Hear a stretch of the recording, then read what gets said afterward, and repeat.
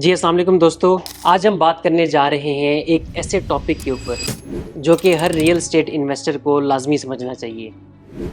How to build your real estate portfolio. देखिए, real estate एक घर खरीदने या एक प्लॉट खरीदने का नाम नहीं है।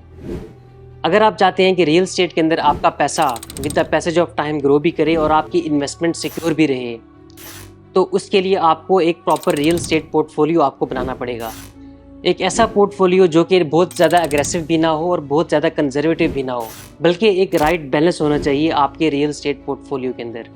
अब सवाल यहाँ पर यह पैदा होता है कि रियल एस्टेट पोर्टफोलियो को कैसे बनाएं और हम किस तरह से डिफाइन करें कि आपको प्रॉपर्टी के अंदर आपको प्लॉट खरीदना है, आपको घर खरीदना है या आपको कोई कमर्शियल शॉप आपको परचेज़ करनी है। तो इसको डिफ़ाइन करने का जो एक फार्मूला है या जिसे हम एक रूल ऑफ थंब हम लोग कहते हैं, वो है 100 माइनस योर एज।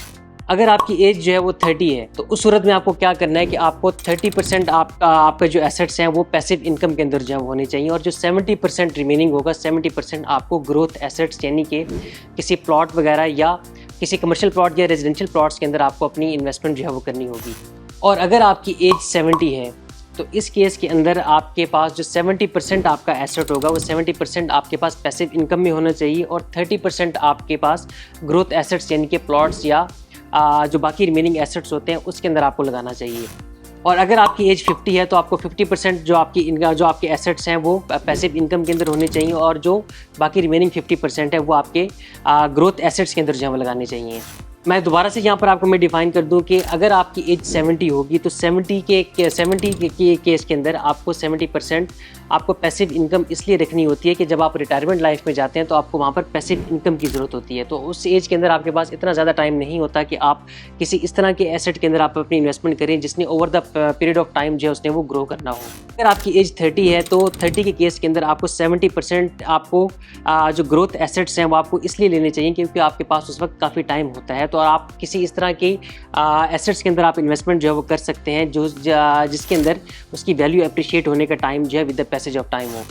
तो ये सारा पोर्टफोलियो आपको खुद जो डिफाइन करना होता है। आपको ब्लाइंडली किसी के ऊपर भी आपको या किसी के कहने के ऊपर आपने इन्वेस्टमेंट जो है वो बिल्कुल नहीं करनी, बल्कि आप खुद अपनी एज के हिसाब से अपना रियल एस्टेट पोर्टफोलियो जो है आप उसको वो डिज़ाइन करें, अपने फाइनेंशियल गोल्स को आप जो है सेट करें और उसके साथ आप कोई एसेट्स जो आप वो परचेज़ कर सकते हैं।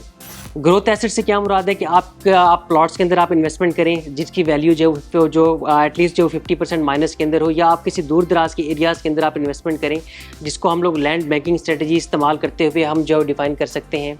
और अगर आप फिक्स इनकम की तरफ अगर आप आना चाहते हैं या पैसिव इनकम की तरफ अगर आप आना चाहते हैं, तो आपको आप किसी फ्लैट के अंदर, आप किसी अपार्टमेंट के अंदर या आप किसी कमर्शियल शॉप के अंदर आप इन्वेस्टमेंट कर सकते हैं जहाँ से आपको मंथली रिटर्न जो है वो वहाँ से आपको आना जो है वो स्टार्ट हो। तो अगर आप चाहते हैं कि आपका पर्सनलाइज रियल एस्टेट पोर्टफोलियो आपका जो मैं डिफ़ाइन करूं, तो आप उसके लिए मुझसे जो है वो कॉन्टैक्ट कर सकते हैं। Thank you so much.